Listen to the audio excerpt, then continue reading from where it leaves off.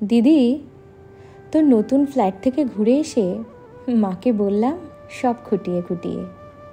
তোর ঝকঝকে মোজাইক মেঝে, ইমালশান লাগানো দেয়াল, আধুনিক ডাইনিং টেবিল, জানালা দরজায় ঝুলানো দামি পর্দা, এমনকি তোর ব্যালকনিতে রাখা বাহারি পাতার টব, সব কিছুই বললাম মাকে।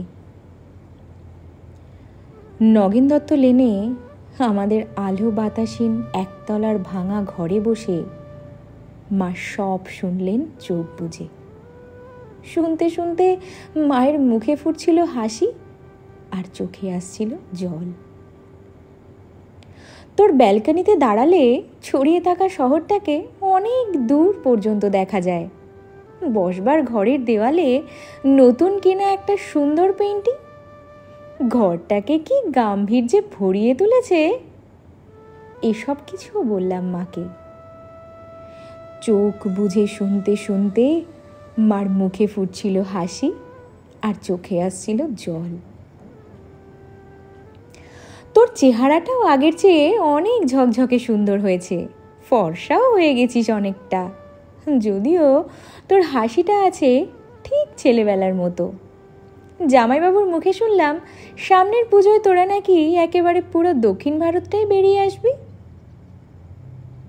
মা নগেন দত্ত লেনের ভাঙাচোরা ঘরে বসে বসে এই সব কথা শুনতে শুনতে হেসেছে। আর কেন জানি না মার চোখে এসেছে জল। সব কিছুই বলেছি দিদি, শুধু তোর ডাইনিং স্পেসে রাখা দুধ সাদা রঙের ওই ফ্রিজটার কথা মাকে বলিনি। তোর বিবাহবার্ষিকীর উজ্জ্বল সন্ধ্যায় তুই যখন গা ভর্তি গয়নায় অপরূপা হয়ে ফ্রিজের মাথায় হাত রেখে হাসছিলি, তখন যে তোকে কি দারুণ সুন্দর লাগছিল, মাকে বলিনি সে কথাও।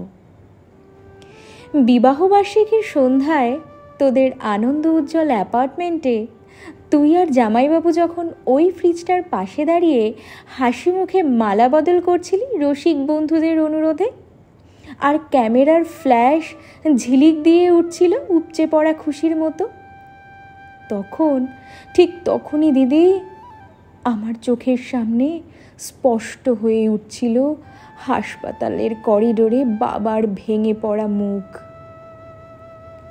ভেতরে মা তখন অপারেশনের পর অচৈতন্য। ডাক্তার এসে বাবাকে বললেন, চোখটা বোধহয় আর বাঁচানো গেল না, তাও একবার চেষ্টা করে দেখতে পারেন মাদ্রাজে, যদিও সে অবশ্য অনেক টাকার ব্যাপার। হাড়ি কাঠে আটকে পড়া অসহায় শিশুর মতো করুণ দেখাচ্ছিল তখন বাবার মুখটা। সিঁড়ি দিয়ে আস্তে আস্তে বাবা আমার কাঁধে হাত রেখে বলেছিলেন, কমলাকে সারা জীবন শুধু দুঃখ কষ্টই দিলাম, সুখ দিতে পারলাম না। আজ ওর চোখ দুটোও চলে গেল, সবই আমার কপাল।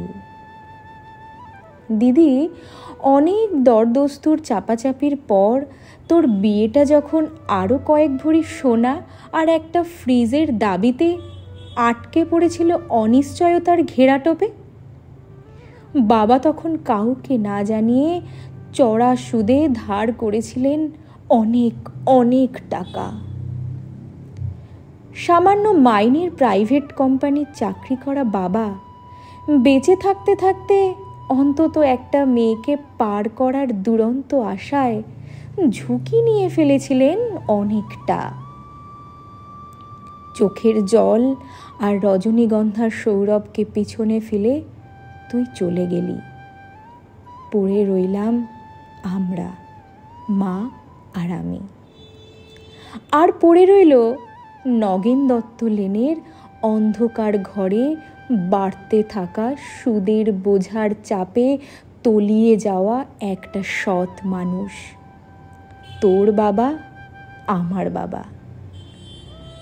দিদি, তোর গা ভর্তি গয়না আর ওই দুধ সাদা ফ্রিজটার কথা মাকে বলা হয়নি কিছুতেই। দৃষ্টিশক্তি খুইয়ে বসা মাকে বাবা বলেনি কিছুই, শুধু অসহায়ের মতো খুঁজতেন মার মুখে একটু হাসি আর বড় মেয়ের ভালো ঘরে বিয়ে হওয়ার একটু তৃপ্তি। সে হাসি খুঁজতে খুঁজতে ক্লান্ত বাবা চলে গেলেন। এখন নগেন দত্ত লেনের ভাঙা ঘরে বসে মা আর আমি আনন্দেই আছি। একটা আনন্দ বোধহয় সবচেয়ে বড়, এ বাড়িতে আর কোনো দিন সানাই বাজবে না সাহানায়। সানাই, রজনীগন্ধা, বেনারসি, হইচই এ সব কিছু অপ্রাসঙ্গিক হয়ে থেকে যাবে চিরকাল।